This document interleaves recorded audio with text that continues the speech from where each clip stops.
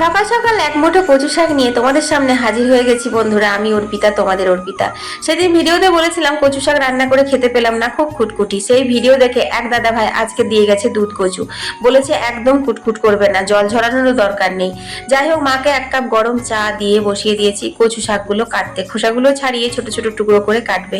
কচু শাকের সাথে তো লাগে নারকেল, তাই গাছের একটা নারকেল ছিল, বুগলা বাবা ছাড়িয়ে ভেঙে রেডি করে দিয়েছে। তো চলো রান্নাটা শুরু করি। কড়াইয়ে এক কড়াই জল দিলাম, তারপর কচু শাকগুলো ভালো করে জল দিয়ে ধুয়ে নিয়েছি। জল ঝরাতে বারণ করেছিল দাদা ভাই, কিন্তু আমি জল ঝরিয়ে ফেলবো, কারণ যদি কুটকুট করে বাবা কোনো রকম রিস্ক নিতে চায় না। আগের দিন খুব ভুগেছি। অল্প একটু নুন দিয়ে এক কড়াই জল দিয়ে ঢাকা চাপা দিয়ে এটা সেদ্ধ হতে দিলাম। ততক্ষণে বাকি কাজ আছে, এই যেমন ধরো কাচাকুচি, ঝাড়াঝুড়ি, জল নেওয়া, এইসব আর কি। সেগুলো বড় ভ্লগে শেয়ার করবো, তাই কাচাকুচিটা শুধু করে নিলাম এখন চটপট করে। তারপর দেখছি এদিকে সেদ্ধ হয়ে গেছে। এই যে দেখছো জলটা, এটা এখন শুধু গড়িয়ে ফেলার পালা। তো চলো এখন জলটা ঝটপট করে গড়িয়ে নিই। জল ঝরিয়ে নিয়েছি দেখো কচু শাকের।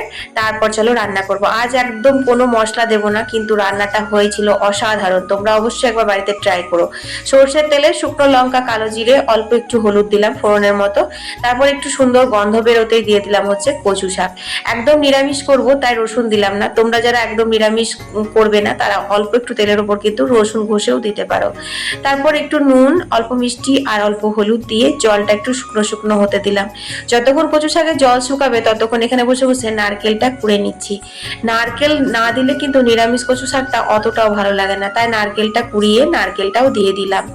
তো দেখো এখন আমি নারকেল দিয়ে একটু ভাজা ভাজা করে নিচ্ছি। হ্যাঁ, এইরকম তোমরা রস রসেও রাখতে পারো, এটাও কিন্তু খেতে মন্দ লাগে না, খুবই ভালো লাগে।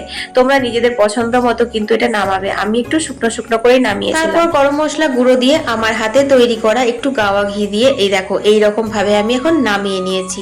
আজকের মেনু ছিল কাঁচা কলার খোসা বাটা আর এই কচু শাক। আরো কিন্তু অনেক কিছু ছিল, সেগুলো বড় ব্লগের জন্য তোলা থাক। তো বন্ধুরা এখন আমি ঝটপট করে চলে এসেছি বুবলাকে স্কুল থেকে আনতে। আমি বুবলাকে আনতে যাই না, বুবলা আমাকে আনতে যায়, আমি সেটাই বুঝতে পারি না। যাই হোক, কচু শাক কিন্তু আমাদের জন্য অপেক্ষা করছে। আজ খেতে দারুণ হয়েছিল বন্ধুরা।